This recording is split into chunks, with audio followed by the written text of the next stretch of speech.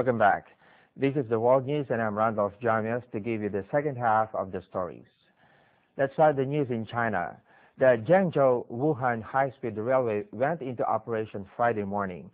Two 400-meter-long bullet trains with 16 passenger cars departed at 9 o'clock respectively from the two ends: Zhengzhou, capital of Central Henan Province, and Wuhan, capital of Central Hubei Province.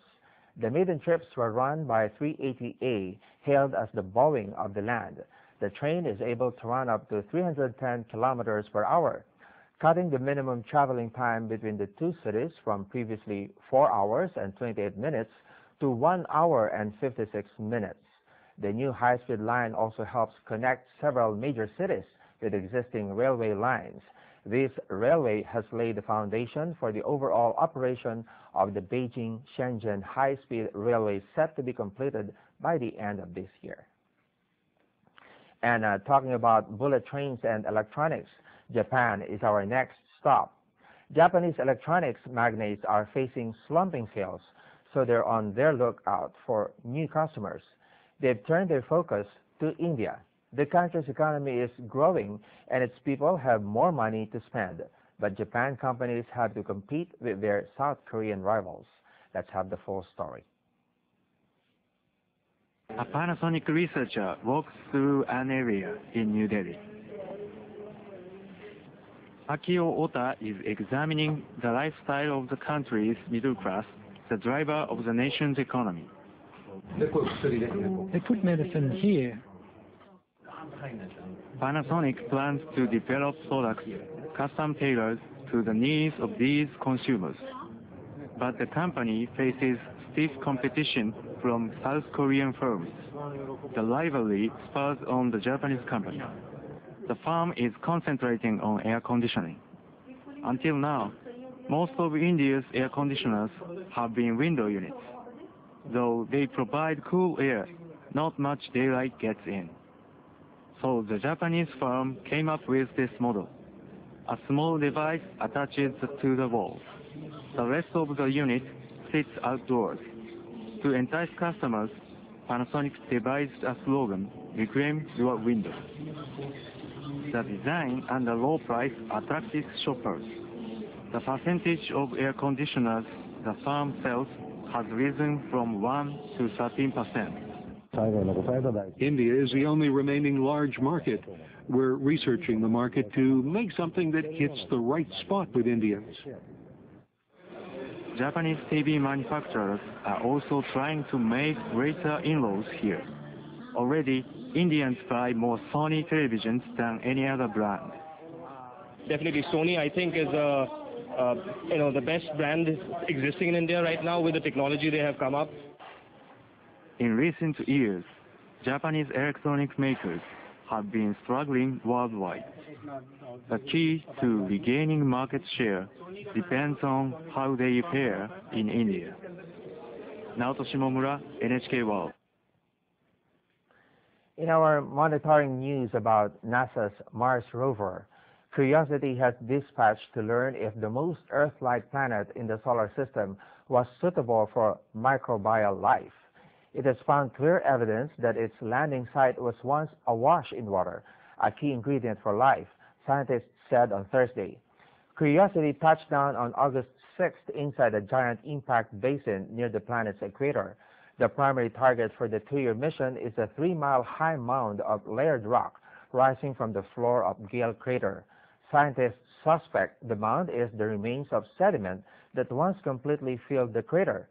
Analysis of a slab of rock located between the crater's north rim and the base of the mound indicate a fast-moving stream of water once flowed there. The stones inside the rock are too big to have been moved by wind. The rock is believed to be from the floor of an ancient stream, which was once between ankle and knee deep. Scientists have not yet decided if the slab of rock warrants a chemical analysis, or if there are better targets for Curiosity to look for the building blocks of life and the minerals to preserve it.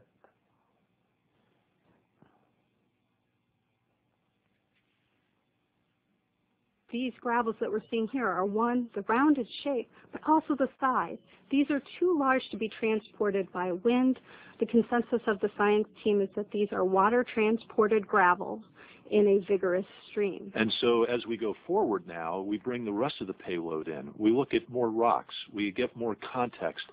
And the question about habitability goes just beyond the simple observation of water on Mars to recreating the environments in greater detail with an understanding of the chemistry that was going on at that time to ask if this is the kind of place that microorganisms could have lived. So certainly flowing water is a place where that could happen, and this particular kind of rock may or may not be a good place for us to preserve those components that we associate with a habitable environment. So that's still to be determined, and that's the research the team is working on. Some good news to book lovers and the fans of J.K. Rowling. The author makes her first foray into adult fiction with the release of her new novel, The Casual Vacancy. The 47-year-old took questions on her first public appearance to promote The Casual Vacancy, held at London's South Bank Centre. While Rowling came up with Harry Potter while on a train, The Casual Vacancy came to her while on a plane. The release of The Casual Vacancy is one of the highlights of the publishing calendar this year, with hefty sales expected for a writer whose Potter series sold 450 million copies and who went on to become the world's first billionaire author.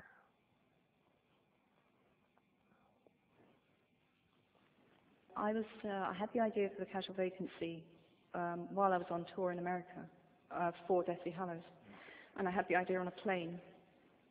And yeah, I know something about me and vehicles. Yeah. I have to be moving clearly to have an idea. Because if you literally sit around waiting for your muse to hand you perfectly formed stories, it's never going to happen. I think that inspiration is clearly necessary, but then comes the hard slog of writing. It's a dog's life, really, when I stop and think about it, but I need to do it. If you need to do it, you will do it. You know, that's always been the way, I think, with writing. Be sure to get a copy. Let's head now to Hong Kong and enjoy their festival. An imposing 6-story-high moonlight lantern entitled The Golden Moon was lit up to spark off Hong Kong's Mid-Autumn festivities on Thursday. The lantern, constructed with a steel frame, bamboo, stretch fabric, LED lights, and suspended lanterns, measures approximately 21 by 18 meters. The design was selected through an open competition and won by an architectural team of Christophe Corolla and Adam Fingroth. The giant sculpture sits in a pool and is surrounded by dozens of floating Chinese lanterns, featuring a pathway for visitors to walk through. The Mid-Autumn Festival, originally a harvest festival, is one of the most important holidays in the Chinese calendar. It is a lantern for the Mid-Autumn Festival, and it symbolizes a legend, which is a very local legend about Sung-o, who's the moon goddess who lives on the moon. She was banished there. Once per year, she's being visited by her husband, Ho-yi. So it's a story about love and the couple being reunited. We took this quite literally and thought that the passion and the love that would come from this could be so hot that the moon would actually catch fire. So we thought we would bring a flaming moon down into Victoria Park and through that make it into a big light and sound spectacle. For our last story, let's go to a cricket sport event. Sri Lanka beat New Zealand via Super Over in the first Super 8 stage match of the 2020 World Cup at the Palical International Cricket Stadium on Thursday. Opting to bat first, New Zealand posted 174 for 7 wickets after Rob Nicol and Martin Guptill had provided them a strong start. Sri Lanka managed 13 runs in the Super Over sent down by Team Saudi, 1 wicket, and Lasith Malinga, then bowled a tight over to thwart New Zealand. That's all we have for today on World News here on Myanmar International. Thanks, and hope to see you again next time.